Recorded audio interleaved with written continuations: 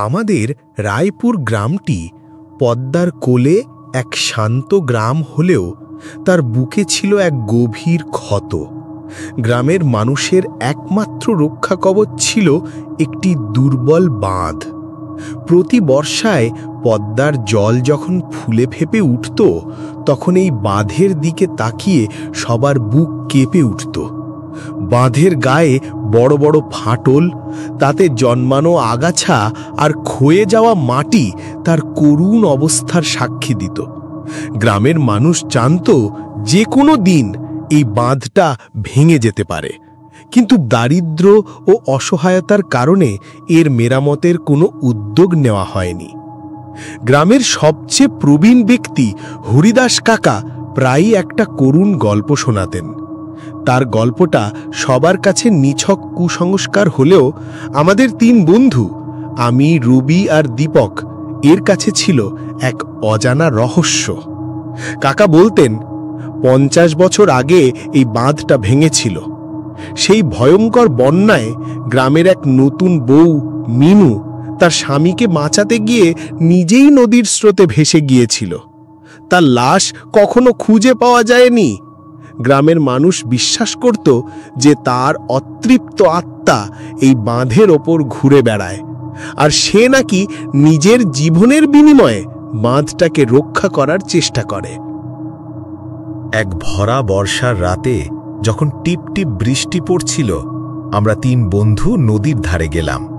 নদীর পাড়ে একটি ভাঙা বটগাছের নিচে বসে আমরা অপেক্ষা করতে লাগলাম। হঠাৎ একটি নরম করুণ কণ্ঠস্বর শুনতে পেলাম।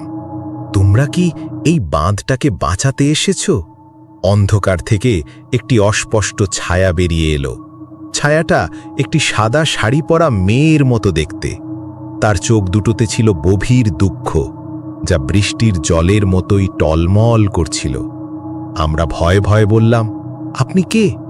ছায়াটা একটি দীর্ঘশ্বাস ফেলে বলল, আমি মিনু। বহু বছর আগে আমার স্বামীকে বাঁচাতে গিয়ে আমি এই নদীতে ভেসে গিয়েছিলাম। আমি এই বাঁধটাকে বাঁচাতে চাই, কিন্তু আমার আত্মা খুবই দুর্বল। আমি একাই এই কাজটা করতে পারি না। তোমরা যদি আমাকে সাহায্য করো, তাহলে আমরা একসঙ্গে এই বাঁধটাকে রক্ষা করতে পারব। মিনুর করুণ মুখ আর তার কথা শুনে আমাদের ভয় কেটে গেল। তার প্রতি আমাদের সহানুভূতি জন্মালো। আমরা মিনুকে সাহায্য করতে রাজি হলাম। মিনু আমাদের একটি পুরনো ঝাপসা ছবি দেখালো। ছবিতে ছিল একজন স্থপতি, যিনি নাকি এই বাঁধটা তৈরি করেছিলেন। মিনু বলল, তোমরা যদি এই স্থপতির কবরটা খুঁজে বের করে তার কাছে গিয়ে এই ছবিটা দেখাও, তাহলে তিনি আমাদের সাহায্য করতে পারেন। আমরা ছবিটা নিয়ে স্থপতির কবর খুঁজতে বেরোলাম। অনেক খোঁজাখুঁজির পর আমরা একটি পুরনো গোরস্থানে তার কবরটা পেলাম। আমরা কবরটার সামনে গিয়ে ছবিটা দেখালাম।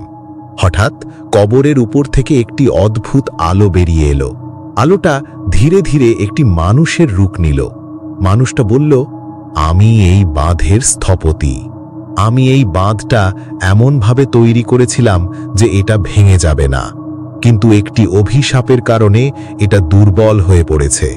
তোমরা যদি মিনুকে সাহায্য করতে পারো, তাহলে এই বাঁধটা আবার শক্তিশালী হবে। আমরা স্থপতির কথা মতো মিনুকে সাহায্য করতে রাজি হলাম। আমরা সবাই মিলে বাঁধের উপর একটি বিশেষ প্রার্থনা করলাম। প্রার্থনা করার পর বাঁধের উপর একটি অদ্ভুত আলো ছড়িয়ে পড়ল। বাঁধটা আগের চেয়ে অনেক বেশি শক্তিশালী হয়ে গেল।